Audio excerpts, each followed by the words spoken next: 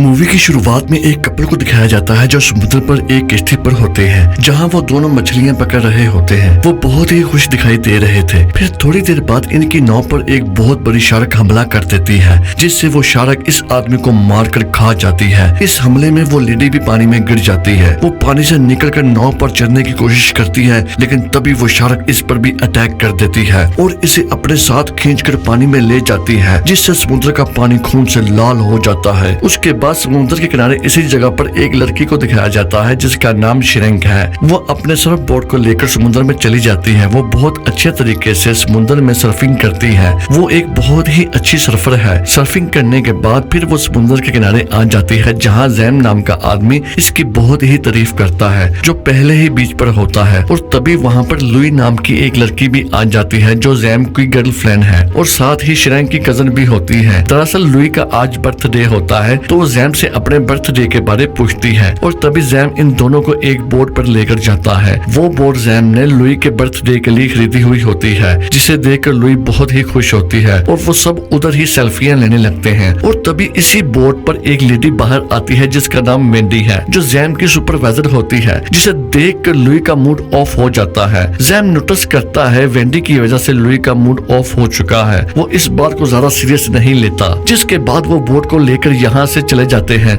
जहाँ जैम इस बोट को समुद्र के बीच ले जाकर रोक देता है। श्रिंक समुद्र के बीच पहुंचकर स्विमिंग करने लगती है। जैम दूरबीन से उसी बोट को देखता है जिसे मूवी की शुरुआत में दिखाया गया। फिर हम देखते हैं इसी बोट पर दिखाया जाता है जैम, वेंडी और लुई को दिखाया जाता है जहाँ वेंडी जैम की क्लोज होने की कोशिश करती है। उसका ये सब करना जैम की गर्लफ्रेंड लुई से बर्दाश्त नहीं होता और वो गुस्से से उसे बोट से धक्का दे देती है जिससे वो समुद्र में गिर जाती है। और उसकी इस हरकत से जैम को बहुत गुस्सा आता है क्योंकि वेंडी को ठीक तरह से तैरना नहीं आता। इसकी मदद करने जैम समुद्र में उतर जाता है। इसके बाद लुई भी पानी में कूद जाती है। फिर जैम वेंडी को बोट की दूसरी तरफ लेकर जाता है जहाँ वो बोट पर चढ़ने की कोशिश करते हैं और तब तक श्रिंक भी इनके पास आ जाती है जो स्विमिंग कर रही होती है और बोट पर सीढ़ियां ना होने की वजह से वो बोट पर नहीं चढ़ पाते। अब ये सब चल ही रहा होता है और अचानक इन पर शार्क हमला कर देती है जिधर वो सबसे पहले लुई को मारकर खा जाती है। ये सब देखकर इनकी हालत बहुत खराब हो जाती है। श्रिंक ये सब देखकर समुद्र के अंदर ही दूर जाने की कोशिश करती है। फिर इसकी नजर उसी बोट पर पड़ती है जिसे मूवी की शुरुआत में दिखाया गया। श्रिंक जल्द ही इसी बोट पर चढ़ जाती है। इसके बाद वेंडी और जैम भी इसी बोट पर चढ़ जाते हैं। बोट पर चढ़ते वक्त वेंडी पर शार्क हमला कर देती है। वेंडी की जान तो बच जाती है पर वेंडी बहुत ज्यादा घायल हो जाती है और अपने घायल पांव को देखकर वेंडी अपने होश खो बैठती है। और इसके बाद देखते हैं श्रिंक को इसी बोट पर एक लकड़ी का टुकड़ा मिलता है। श्रिंक इस लकड़ी की मदद से शार्क को रोकने की कोशिश करती है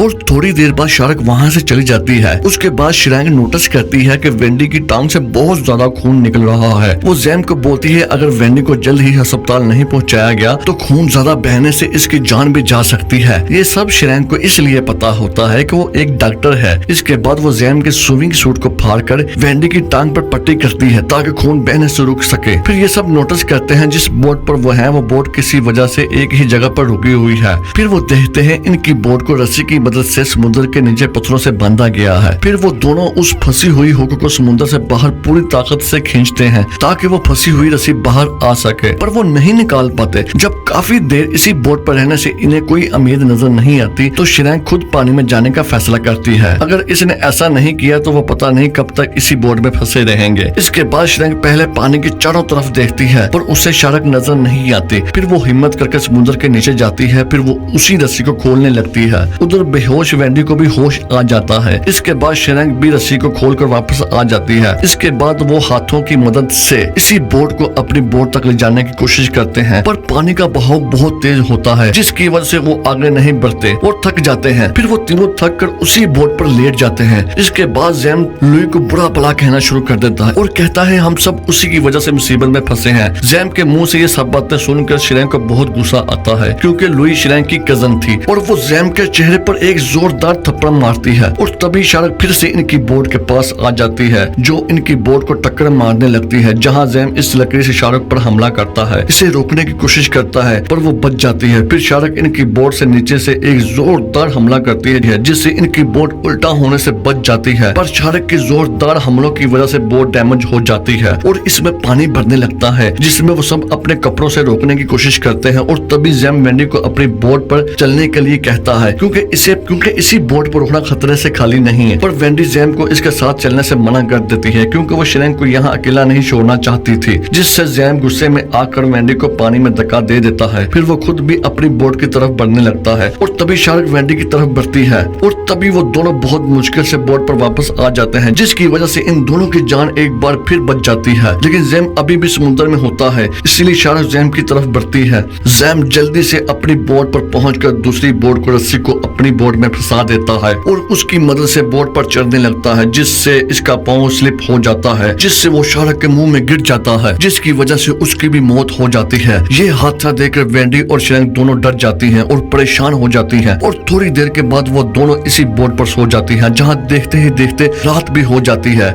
वेंडी के पाँव की हालत बहुत ही खराब थी। फिर श्रैंक इसके पाँव को मसाज करती है, जिससे इसे थोड़ा सा सुकून मिलता है। फिर वेंडी श्रैंक से माफी मांगती है कि शायद इसकी गलती से ये सब हुआ। फिर दूसरी लड़की कहती है इसमें तुम्हारी कोई गलती नहीं, क्योंकि जो होने वाला होता है वो होकर ही रहता है। और तभी ये दोनों फैसला करती हैं कि किसी न किसी तरह वो जो सामने बोट है हमें उस तक पहुंचना होगा। लेकिन एक बार फिर शार्क इन पर हमला कर देती है और तभी श्रैंक भी इस नुकीले राड से इस शार्क पर हमला करती है। शार्क थोड़ा जख्मी हो जाती है। फिर शार्क जोर से एक झटका लगाती है, जिससे इन दोनों की बोट एक बार फिर उल्ट जाती है, जिसकी वजह से वो दोनों पानी में गिर जाती हैं। फिर वो हिम्मत करके दूसरी बोट की तरफ बढ़ने लगती हैं। श्रैंक तो सही सलामत उस बोट तक पहुंच जाती है, लेकिन वेंडी के जख्मी होने की वजह से इसका खून पानी में बहने लगता है। खून देखकर शार्क इसकी तरफ तेजी से बढ़ती है। उसके बोट पर चढ़ने से पहले ही शार्क इसे मार कर खा जाती है, जिसे ये देखकर अब श्रैंक को भी कुछ समझ में नहीं आता अब वो क्या करे, क्योंकि एक के बाद एक इसके सारे दोस्त मारे जा चुके हैं। अब श्रैंक इसी बोट को चेक करती है, तभी इसे वहाँ एक पानी की बोतल मिलती है, जिसे वो एक बार में ही पी जाती है,